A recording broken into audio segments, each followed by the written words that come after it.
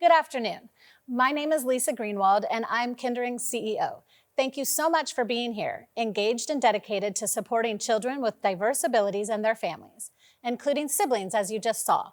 The Sibling Support Program reaches siblings across the world, and I'm so proud of how this program adapted throughout this pandemic at a time when our kids need us most.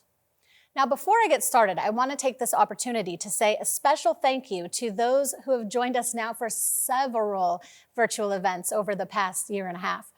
Who knew we would have had to use the magic of technology to stay connected for this long? Thank you for sticking with this format so that we can still share the important journeys of our families, and I look forward to being together again when the time is right. Since our Salute to Courage benefit last fall, our families and staff alike have continued to grow and learn. In 2020 alone, our Birth to 3 early support and kids clinic staff successfully held nearly 54,000 sessions of occupational, physical, speech language, and feeding therapies, as well as special education to children with developmental delays or disabilities and their families. And thanks to the courageous partnership of parents and caregivers and the dedication and innovation of staff, 73% of these were provided virtually. I really can't believe it has been over a year now when we began to safely reintroduce in-person services starting on a limited basis. And now all families have virtual and in-person options while we continue to vigilantly protect the health and safety of everyone involved through carefully designed health and safety protocols. Most importantly, these services continue to be highly effective. More than half of Kindering's children no longer require special education-related supports at age 3. Not only are kids narrowing or closing the developmental gap with their peers, which is priceless in and of itself, but from an economic standpoint, this also means we are saving our local school district many millions every single year. Early therapies and education are extremely effective, and I know you will join me in celebrating the progress in every single child's development through both virtual and in-person services. Speaking of progress, one of the biggest challenges of the pandemic at Kindering was that the number of new children referred for services dropped to an all-time low, even though the need was clearly increasing.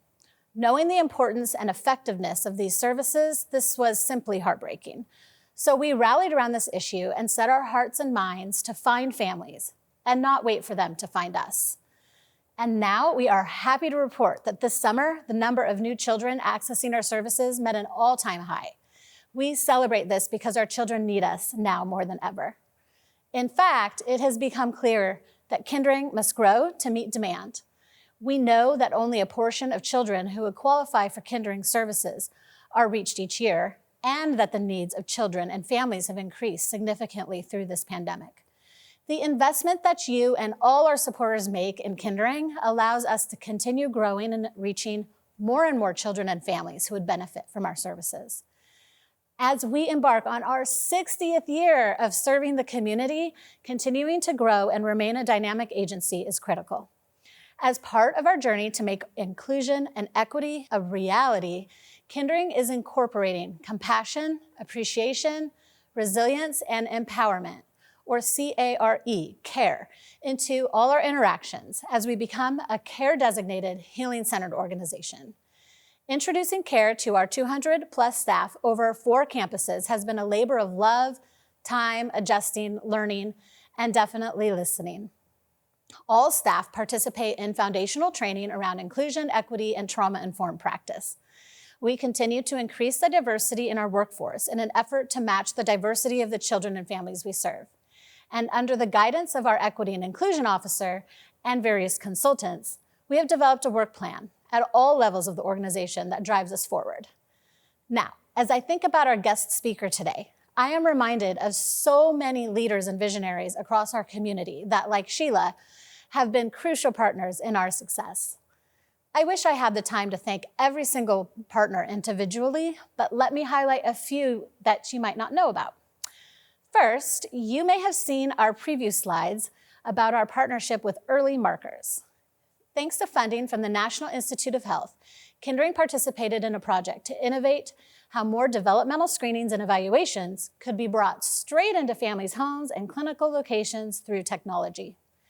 Second, We thank other early support agencies across the state who engaged with our staff as we shared Kindering's pre-pandemic telehealth experiences and offered statewide training in order to adapt to the realities of this pandemic together.